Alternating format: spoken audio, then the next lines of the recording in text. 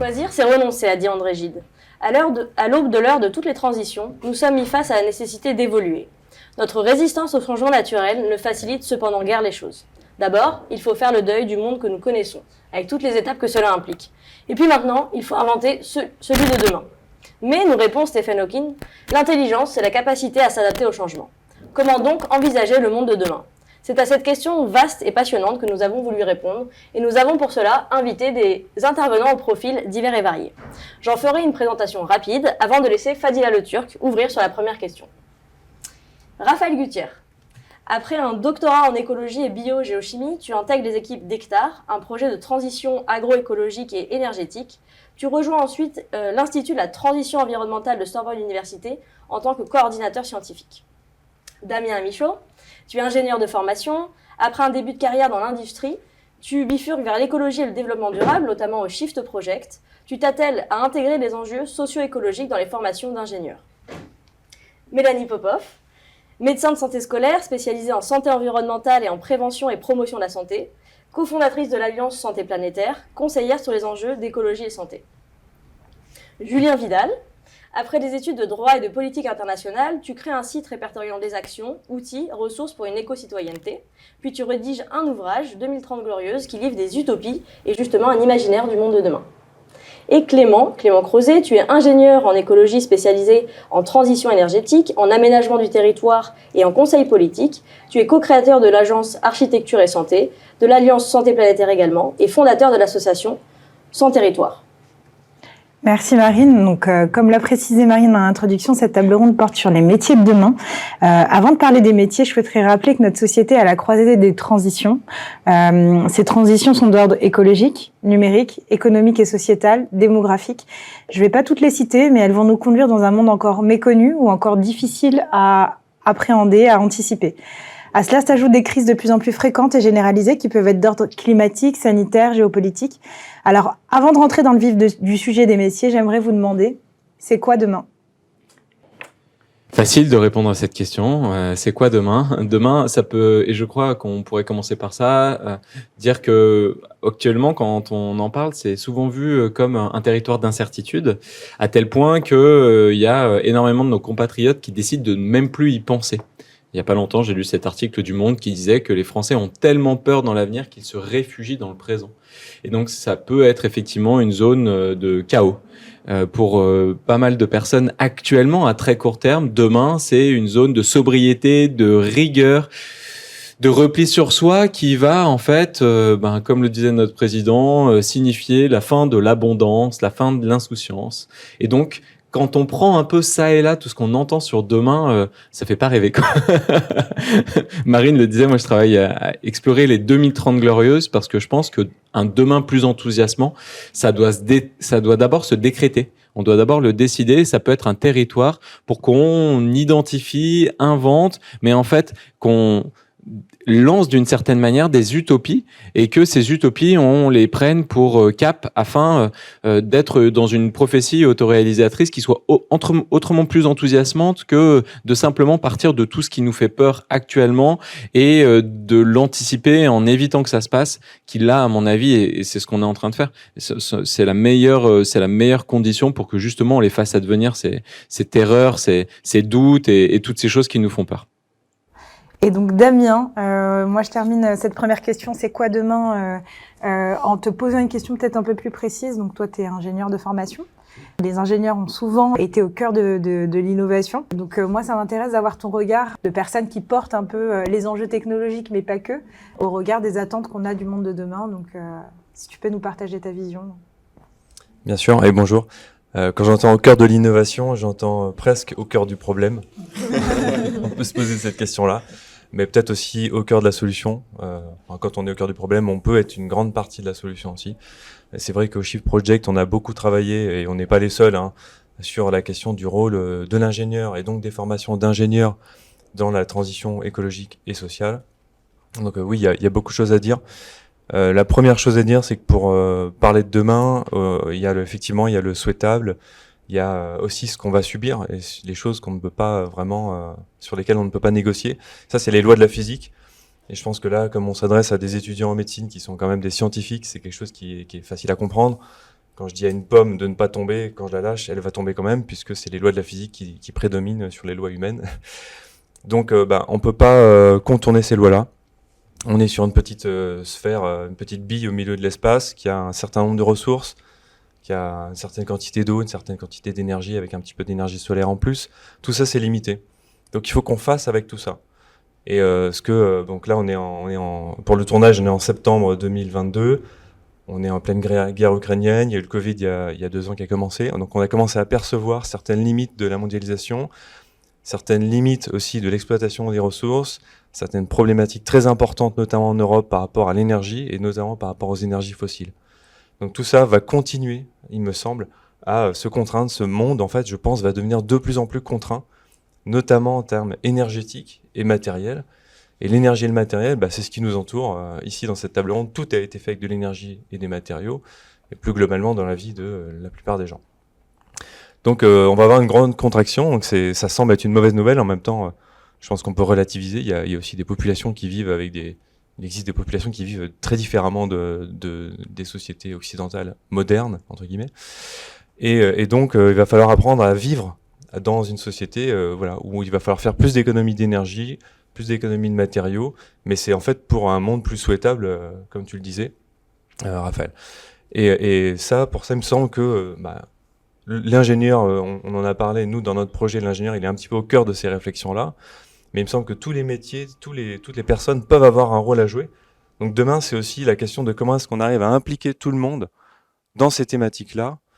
Et notamment, il y a une question majeure, il me semble, c'est comment est-ce qu'on arrive à repolitiser finalement le rôle de tout à chacun, de toutes les professions.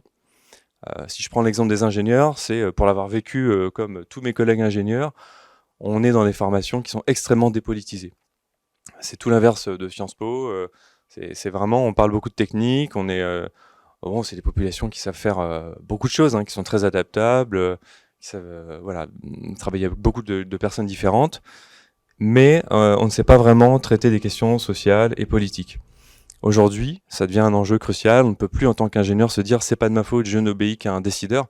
Non, il va falloir trouver des moyens. Ça va pas être facile. Il va falloir trouver des moyens d'agir pour pouvoir, chacun à son niveau, intégrer toutes ces problématiques-là. Et il me semble qu'en fait, dans tous les métiers, c'est le cas. Et les médecins, c'est un petit peu la même chose. Enfin, toutes les formations en santé, de manière générale. Je pense que finalement, on est un petit peu on revient un petit peu à cette conclusion. Là, on a pas mal de tendances assez marquées sur une transformation du monde du travail et des métiers demain. Au regard de ce que vous faites au quotidien, comment vous percevez cette évolution du monde du travail ? Par exemple, on a travaillé sur une communauté de communes où, en tant qu'écologue, moi, j'aurais voulu mettre en place, recréer des zones humides dans ce territoire-là. Mais en fait, avec ma compétence santé, on s'est rendu compte qu'en fait, il pouvait potentiellement y avoir des problématiques liées aux moustiques tigres ou des problématiques sonores, parce qu'on sait que les amphibiens, c'est quelque chose qui peut être problématique pour les différents habitants. Et du coup, on s'est dit, comment amener une solution concrète aux élus pour répondre aux différentes thématiques. Et du coup, on a fait une étude, on a montré que, par exemple, le moustique tigre avait une capacité de dispersion de 700 mètres et à plus d'1 kilomètre, on n'avait pas les problématiques sonores. Et du coup, on s'est dit, on va faire une cartographie de toutes les zones de remontée de nappe à plus d'1 kilomètre de chaque habitation, et là on pourrait faire une zone humide. Et du coup, comme il y a eu cette réflexion globale, les élus directement ils ont signé. Mais du coup, c'est toujours, il faut avoir des compétences et comprendre justement les autres thématiques pour faire des actions concrètes. Et là, on sait que dans 100% des cas, les projets vont se mettre en œuvre. Et je pense aussi que les métiers de demain, c'est aussi des métiers qui existent déjà et en fait qui ont été un petit peu oubliés. C'est remettre en valeur en fait des personnes comme les paysans ou par exemple les maçons. Donc on voit, on travaille sur beaucoup de bâtiments qui sont biosourcés, donc en paille ou en terre. Et en fait, on a du mal à trouver des maçons, même en formation avec les compagnons, etc. Ils n'arrivent pas à recruter parce qu'en fait le message il a été biaisé.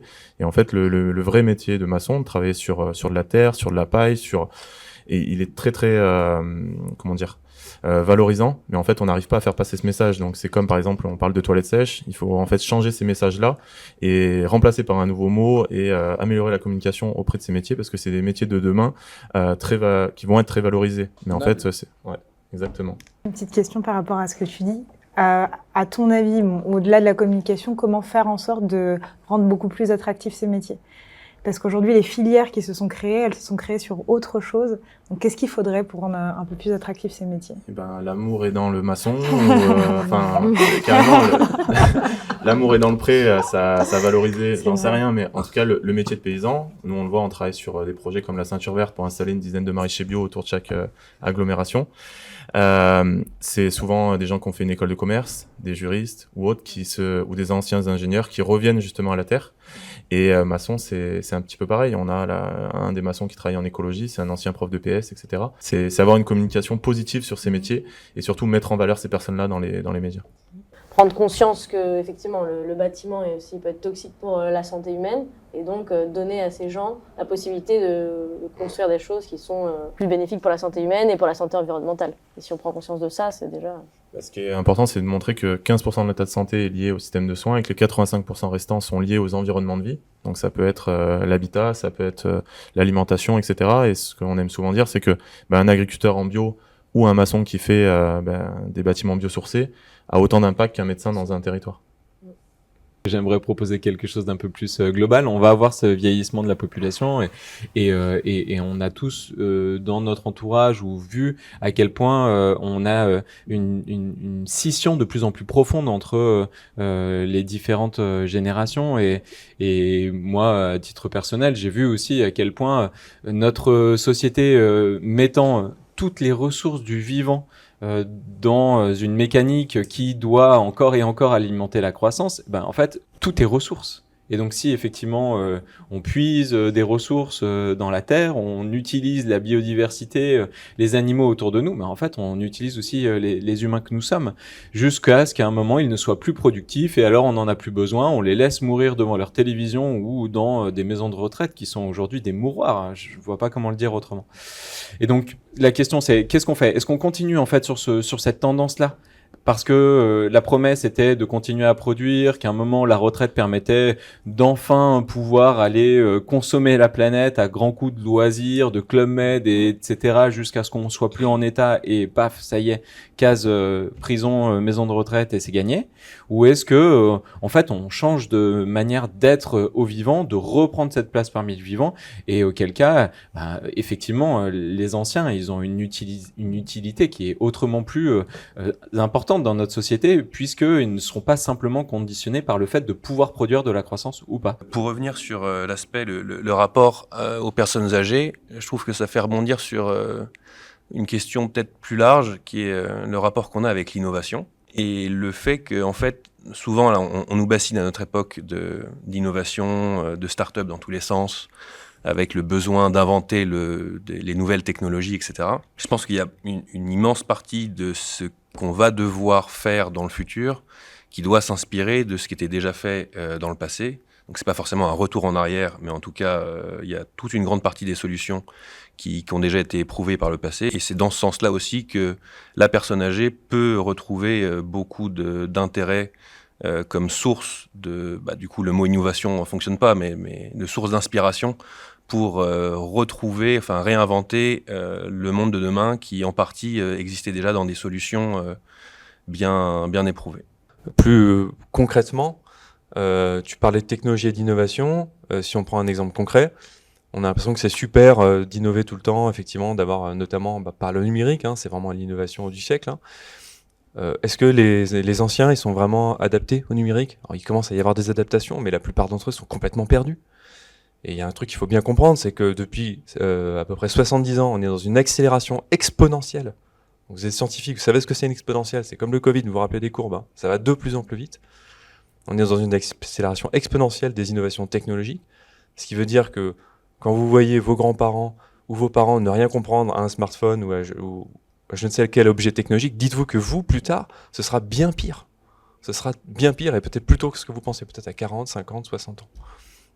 Donc il y a un enjeu aussi de rendre tout ça accessible et de se poser la question de est-ce qu'il faut vraiment aller dans cette direction de manière aveugle ou est-ce qu'il ne faudrait pas qu'on dirige un petit peu plus nos technologies, mais ça peut-être qu'on y reviendra un peu plus tard.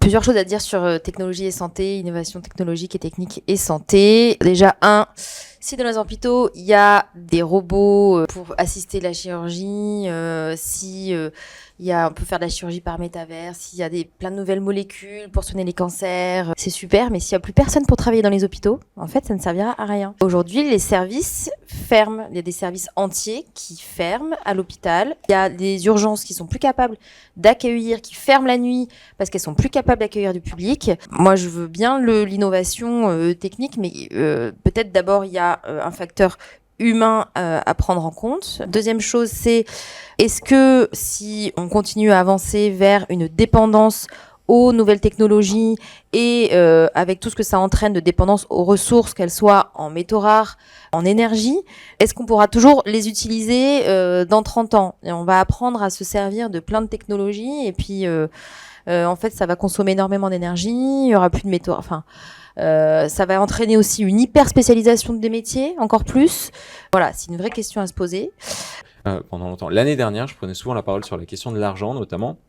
Et en fait, j'ai l'impression que ce soit technologie, argent, mais en fait énergie et en fait tout, on pourrait désenclaver tout ça en adressant la question de l'hubris, de cette capacité à se croire tout puissant et à toujours rester au-dessus de la pyramide du vivant. Et donc avec cette technologie, est-ce que cette technologie, elle sert cette envie de domination permanente parce que nous, Homo sapiens, sommes tout en haut de la pyramide du vivant, ou est-ce qu'au contraire, on peut le revoir comme un moyen pour reprendre notre place parmi les vivants? Et donc dans ce cas-là, ça demande d'avoir une technologie qui serait une nouvelle technologie, une technologie humble. Je ne sais pas jusqu'à quel point il y a des chercheurs en humilité de la technologie, mais je pense que là-dedans, il y a un changement de relation au monde qui est total et qui, moi, en tout cas, me semble tellement enthousiasmante parce que assez novatrice, mais aussi assez neuve, fraîche, pour qu'on puisse se lancer et découvrir plein de choses là-dedans et s'épanouir en défrichant des secteurs à défricher.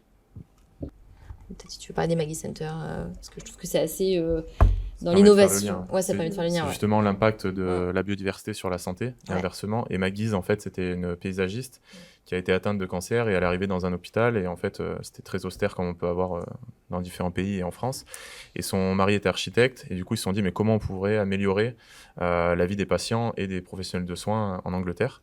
Et donc, ils ont créé un centre dans le jardin de l'hôpital, justement, avec une vue sur les espaces naturels, et en même temps ça a permis de protéger aussi cet environnement-là. Et du coup là ils ont créé 22 centres en Angleterre, ils sont en train d'arriver en France, il y en a un premier à Limoges, et il y en a un peu de partout. Et ils ont créé une fondation justement qui montre tous les effets bénéfiques de l'architecture, mais aussi de la biodiversité sur la santé des humains. Et là il y a beaucoup de nombreuses études là qui sortent justement sur le plan Alzheimer, sur justement l'effet bénéfique aussi d'avoir une vue sur les espaces naturels. Et en fait il faut aussi extrapoler ça et de se dire, nous en tant qu'habitants d'une ville ou habitants à la campagne, le fait d'avoir une vue sur un espace naturel améliore aussi notre santé. Et ils ont même fait des études où ils montrent que le fait de voir à la télé un espace naturel améliore aussi en quelque sorte notre santé. Donc c'est très important de travailler là-dessus. Et pour rebondir sur ce que tu disais Julien, en fait on est en train de passer un petit peu de la nature objet à une nature sujet. Et en fait, c'est ce que, par exemple, les Kogi, donc les Indiens Kogi en Colombie, eux avaient déjà cette réflexion-là. Et en fait, c'est pas quelque chose de nouveau, c'est quelque chose qu'on retrouve. Et du coup, il y a de plus en plus d'études qui le montrent. Là, il y a une étude dans la Drôme, avant un document d'urbanisme, ils ont fait venir des Indiens Kogi avec des anthropologues, avec différents, des écologues, etc., pour qu'ils puissent apporter leur vision de qu'est-ce que le territoire, en se plaçant en tant que nature et humain, au même, on va dire, pied d'égalité. Et du coup, ça a permis de faire des recommandations assez intéressantes. D'ailleurs, le mot nature n'existe pas pour certains peuples autochtones, parce que ils considèrent que la nature, c'est pas différent de eux. Nous, le mot nature, le problème de ce mot, c'est qu'il crée une dichotomie entre quelque chose qui serait les ruisseaux, les plantes, les cailloux, les animaux, et nous, humains, civilisés, et la civilisation. Donc il y a plein de penseurs, notamment des anthropologues, du rapport de l'humain avec le reste du vivant, qui dit qu'il faut plus utiliser ce mot de nature, parce que il polarise, il nous met à côté de la nature, il nous met soit au sommet de la pyramide, soit au milieu, la vision anthropocentrée de toute notre société. Donc il faudrait la supprimer. Et juste pour rebondir sur les Maggie Center, il y a des équipes médicales en ce moment au Canada et en Suisse, et on essaye aussi de le développer en France avec notamment des gens de notre association l'Alliance Santé Planétaire qui veulent mettre en place des prescriptions de nature par le médecin. Comme une ordonnance, en fait. Voilà, prescription de la nature. Voilà, ce week-end, 2 fois, vous allez dans la forêt, machin. Vous avez d'autres exemples d'alliance avec le vivant, hein, je crois. On te pointait tout à l'heure un peu du doigt, Raphaël, tu nous dis ça. Moi, j'en avais un. Je voulais rebondir sur tes propositions sur les low-tech et le biomimétisme. Sur les low-tech, moi, je peux vous proposer tout de suite, on pourrait presque faire un atelier de conception d'un aspirateur low-tech. Donc, ce serait fait à partir de matières qu'on trouve dans la nature, entre guillemets, dans les écosystèmes, pas trop loin. Ce serait complètement recyclable et sans énergie, et ce serait non toxique. Et on pourrait l'utiliser sans énergie extérieure autre que nous-mêmes. Ça s'appelle un balai. Voilà. Bon, c'est un peu provocateur, évidemment. C'est peut-être pas aussi efficace, etc. Mais bon, bref, vous avez compris l'idée. Voilà, on peut puiser quand même des inspirations à se dire, est-ce qu'on a besoin de 1500 watts pour aspirer de la poussière? Bon, c'est une première question. Après, sur le biomimétisme, je souhaiterais juste alerter tous nos auditeurs, entre guillemets, sur ce mot-là. Il faut faire très attention parce que on peut entendre différentes choses avec le mot biomimétisme et ça peut vraiment être détourné en greenwashing, comme ça peut être quelque chose de hyper porteur par rapport à nos thématiques. Donc si je développe un petit peu plus, ici on tourne à Lyon, il y a l'aéroport de Lyon qui est en forme d'oiseau. Voilà, et on appelle ça du biomimétisme. Bon, voilà. À part la forme d'oiseau du bâtiment, il n'y a pas de fonction par rapport au vol des avions, il y a 0. Hein. Donc voilà, je vois pas le rapport vraiment avec l'écologie dans ce cas-là. Donc il y a ce qu'on appelle la biomimétique, qui est vraiment imiter une fonction du vivant. Tu as un petit peu évoqué, donc je sais pas, voilà, une fonction de synthèse de telle ou telle molécule. Par exemple, des coquillages vont, des organismes sous-marins vont créer de la matière, de la céramique, par exemple, dans des conditions de pression et de température qui sont très importantes. Et on se dit, est-ce qu'on peut pas s'inspirer de ça, voire même les utiliser? Mais bon, il y a une question morale derrière. Il faut faire attention comment on les utilise. Pas surexploiter, quel droit on a, etc. Donc ça, c'est le premier niveau, on va dire, c'est imiter une fonction. Enfin, on a le niveau esthétique, imiter ce qu'on a dit juste avant, bon, un peu limité. Et après, on peut aller beaucoup plus loin. On peut imiter des écosystèmes, justement. Oui, et c'est là, en fait, on se rapproche exactement des principes de la permaculture, pour ceux qui connaissent, en fait. Donc c'est vraiment intégrer l'humain et tous les écosystèmes dans une seule et même réflexion. Et on a des exemples qui ont déjà été produits, notamment, donc je pense à toi parce que c'est surtout dans l'urbanisme. On a par exemple du traitement des eaux usagées de bâtiments, notamment dans des villes à Seattle, il me semble, pas à Seattle, à Portland, qui vont traiter les eaux usées directement en bas des immeubles avec simplement des herbes de différents types, des bambous, etc. Et on n'a pas besoin du coup d'avoir des tuyaux de béton qui vont à 20 km dans une station d'épuration qui elle aussi est en béton et utilise X produits, X énergie. Donc c'est beaucoup plus simple. En plus, ça crée des espaces verts partout. Donc on revient sur la thématique d'avoir des espaces verts ou naturels très proches de nous. Il y a des piscines de qualité d'eau de baignade qui sont créées grâce à ce traitement des eaux. Donc c'est super, tout le monde a une petite piscine pas loin. On n'a pas besoin d'avoir des piscines au chlore ou des piscines individuelles. Et on a plein de co-bénéfices comme ça. Donc c'est ça, avec une action, on a des bénéfices pour différentes dimensions, donc on purifie l'eau. Et en plus, on peut produire des matériaux grâce à cette production de plantes. Ces plantes-là, elles poussent, évidemment, on les récolte, et on peut en faire des isolants biosourcés pour le bâtiment, on peut en faire des molécules pour la chimie verte, dont certaines, on s'est aperçu qu'on peut faire des molécules anticancéreuses qui peuvent être réutilisées 80 fois, je crois, sans polluer les environnements au lieu d'être utilisées à partir du pétrole, enfin de fabriquer à partir du pétrole. Il y a beaucoup de recherches, enfin on est souvent à l'état de recherche, l'applicatif est en train d'arriver, mais c'est vrai qu'il faudrait renforcer vraiment ces domaines-là, tout en gardant vraiment des grandes précautions sur l'utilisation de tout ça, pour pas revenir à ce qu'on faisait avant les premières transitions énergétiques où finalement on coupait des forêts, bon c'était hyper naturel, c'était hyper renouvelable de brûler du bois, mais bon, il y avait plus de forêts en France, quoi. J'insiste et je rebondis encore sur ma vision écosystémique, systémique en général et évolutive, pour dire que c'est le concept même de déchets est né avec l'humanité, quoi. C'est-à-dire que avant, dans la nature, il y a aucun déchet qui existe, et effectivement l'urine avec toupie, ça peut être valorisé, et tout dans la nature est voué à être cyclé. C'est ça les cycles biogéochimiques. Et du coup, si on se réintègre aussi dans notre réflexion du développement, éventuellement d'innovation, la compréhension de ces cycles, et ben on arrive à se réintégrer dans une logique bien plus durable, parce que justement, on ne génère pas de déchets. Et pour donner une image concrète aux étudiants, une forêt, on n'a pas l'impression d'être au milieu d'une décharge, et pourtant, il y a des déchets qui tombent sans arrêt des arbres. Chacun produit ses déchets, mais c'est utilisé comme nutriment par les autres, ou comme catalyseur chimique, ou je ne sais quoi, et personne n'a l'impression d'être dans une décharge.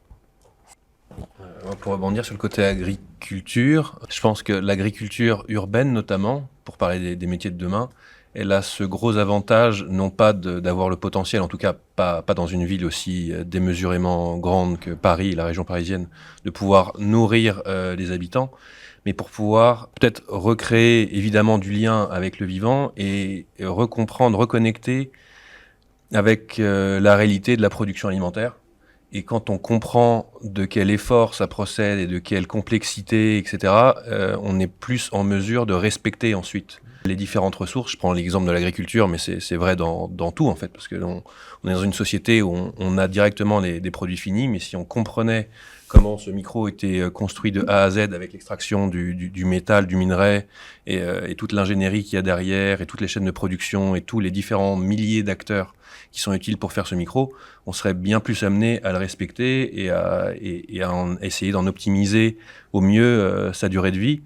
Et donc voilà, je pense qu'il y a aussi une dimension de nouveaux métiers qui doivent nous faire comprendre la complexité du monde et nous rendre sensibles à ça pour pouvoir respecter au mieux les différentes ressources. Une bonne transition avec la dernière grosse question de cette table ronde sur la sobriété. Déjà, on a du mal à le définir. Il y a plusieurs mots selon les pays, selon les tendances. Sobriété, frugalité, sufficiency en anglais, simplicité volontaire plutôt au Québec, en Belgique, sobriété heureuse en France avec Pierre Rabhi notamment. On n'a pas vraiment une définition consensuelle de ce mot. Et pourtant, c'est important. L'idée, c'est de satisfaire nos besoins et d'avoir des modes de consommation qui sont durables en préservant la biosphère. Et comment, dans le monde de demain, les métiers vont pouvoir répondre à cette exigence de sobriété, notamment en santé, mais dans les autres métiers, on en a un petit peu déjà parlé. Et voilà. Pour les métiers de la santé, la sobriété, ça passe par plusieurs actions. D'abord, la prescription raisonnée. C'est tout simplement d'abord, en tant que médecin, respecter les recommandations qui sont faites par les sociétés savantes et pas prescrire de façon erronée ou quand c'est pas nécessaire. Je crois que le chiffre, c'est... je parle de médicaments et d'examens complémentaires. Je crois que le chiffre, c'est dans l'Union européenne, il y a 20% de prescriptions inutiles. Voilà, que ça soit d'imagerie ou de médicaments. Même quand c'est prescrit, est-ce que derrière ça va être pris ? Est-ce qu'il y a eu une information suffisante qui a accompagné la prescription pour que le patient le prenne ? Est-ce que les médicaments sont conditionnés de façon adéquate à la prescription ou est-ce qu'il va toujours rester 10 comprimés dans la boîte qui vont finir chez le pharmacien au mieux ? Voilà, donc la sobriété en santé, ça passe par cette prescription raisonnée aussi, ce qu'on appelle l'éco-prescription, c'est penser au bagage écologique du médicament, où est-ce qu'il a été produit, est-ce qu'il a été acheminé le coût un peu carbone et environnemental de sa production, mais aussi de son élimination et de sa transformation et le fait que derrière ça va polluer les eaux, les sols, ça va créer des problèmes peut-être d'antibiorésistance. Et puis ensuite la sobriété en santé, ça va être toujours faire de la prévention et de la promotion de la santé pour diminuer la charge de la morbidité et des maladies sur la société. Et voilà, donc et créer des moyens pour aussi autonomiser les gens, créer de l'autonomie en santé, donner à la fois des connaissances et la possibilité pour les gens d'être en bonne santé. Et donc ça va passer par de l'éducation thérapeutique, mais aussi à l'échelle de l'urbanisation, à l'échelle de la ville, faire des infrastructures sportives accessibles, faire en sorte qu'il y ait une offre d'alimentation saine et locale et à prix accessible dans tous les quartiers. Voilà. Pour moi, c'est ça la sobriété, qu'on arrivera à de la sobriété dans les pratiques de santé. On peut faire le parallèle aussi au fait qu'on est addict, on est accro dans notre société à l'énergie notamment fossile. Donc rentrer dans une sobriété, on peut aussi le voir comme ça, c'est-à-dire faire attention, réaliser qu'on est complètement accro à ces énergies fossiles au quotidien, qu'on le voit ou qu'on le voit pas. On le voit quand on fait le plein d'essence, on le voit moins quand on utilise des objets qui sont tous en plastique ou qui ont été utilisés eux-mêmes dans des usines qui utilisaient des énergies fossiles, qui ont été fabriquées, pardon. Donc après, c'est quel choix on fait. Et là, il me semble que derrière ça, il y a aussi une question de justice sociale, une question vraiment très importante, parce que évidemment, c'est plus facile de demander de faire des efforts à ceux qui ont énormément qu'à ceux qui ont rien ou très peu. Donc là, il y a vraiment la question de différencier ces efforts à faire, et plus on a de capacités, plus on a de biens, et plus on devrait en fait faire des efforts, ce qui paraît extrêmement simple et logique, mais j'ai l'impression que c'est pas forcément le cas aujourd'hui. J'avais envie d'élargir un peu la question de la sobriété qui est là, encore une fois, utilisée à très court terme comme un moyen de réduire, de limiter et de l'envisager comme aussi cette nécessité d'utiliser la sobriété comme un outil pour faire preuve d'humilité et se poser la question en fait même de notre nécessité d'utiliser la sobriété comme un moyen de ralentir ou même comme de temps en temps une tentative pour non agir, non intervenir. Et donc c'est aussi comment on se rend compte, à force de sobriété, à force de recréer le vide dans nos vies, qu'on n'est pas la solution ultime, on n'est pas forcément la réponse, on n'a pas forcément la réponse à tout. Et on a parlé justement de non-agir, donc moi aussi je réagis à tes propos. Je voulais juste rappeler qu'il y avait une promesse justement au début du XXe siècle, c'était que le progrès allait nous libérer du travail. Or, j'ai pas trop l'impression qu'on travaille moins qu'avant. J'ai même l'impression que ça s'accélère. Si on compte tous les temps à faire les mails, les Teams, les machins, c'est sans fin, quoi. Tout s'accélère finalement. Et puis au Moyen-Âge, il y avait beaucoup plus de temps pour reprendre le rythme des saisons, le suivre ce rythme des saisons. Et donc, effectivement, il y a des grandes périodes d'efficacité parce que c'est l'été, parce que c'est le moment où on a planté, on récolte, mais ensuite, on sait suivre ce rythme des saisons et qu'en hiver, c'est le temps des jachères et c'est le temps du calme. Et donc, peut-être que cette sobriété aussi, elle va nous inviter à suivre un peu ces rythmes. Et donc, en été, on se réveille avec le jour et on a des journées très très remplies et peut-être qu'en hiver, on osera aussi cette sobriété dictée un peu par le temps, par le soleil, la météo et que on pourra de temps en temps aussi accepter ce rythme et se régénérer dans ces moments. Merci pour votre participation. On a évoqué beaucoup de choses et pour essayer de conclure, j'ai l'impression qu'il faut qu'on tende vers avoir une vision systémique des choses, ce qui est assez complexe étant donné le monde qui nous entoure avec tous les flux d'énergie, etc. D'avoir plus de coopération, de multidisciplinarité, une implication des uns et des autres, refaire du lien en fait. Utiliser des valeurs comme la créativité, la curiosité, aller toujours vers l'enseignement, la formation, comme on l'a dit et redit. Participer aux transmissions des savoirs par les anciens, utiliser le transgénérationnel, recycler les savoirs aussi, utiliser ce qui existe déjà. Ce qui m'amène à une autre pensée qui est en fait, il y a à peu près tout qui existe et que ce qui nous manque, c'est ce qu'on avait dit un peu en ouverture, c'est de mettre une valeur sur les choses, une pensée critique sur les choses et de l'éthique. Et je pense que c'est ce qui manque cruellement aujourd'hui, c'est-à-dire la technologie est ni bonne ni mauvaise, mais c'est-à-dire c'est ce qu'on en fait. Et donc, avec ça, essayer de repenser aussi notre rapport au monde, sortir de la vision, on en parlait aussi, anthropocentrée, avoir avec la nature un rapport et un lien qui est plus bénéfique et en faire un allié, en toute humilité, comme tu le disais, pour pouvoir aller vers ces co-bénéfices, vers ces cercles vertueux, pour entrer dans un monde de demain qui est plus souhaitable.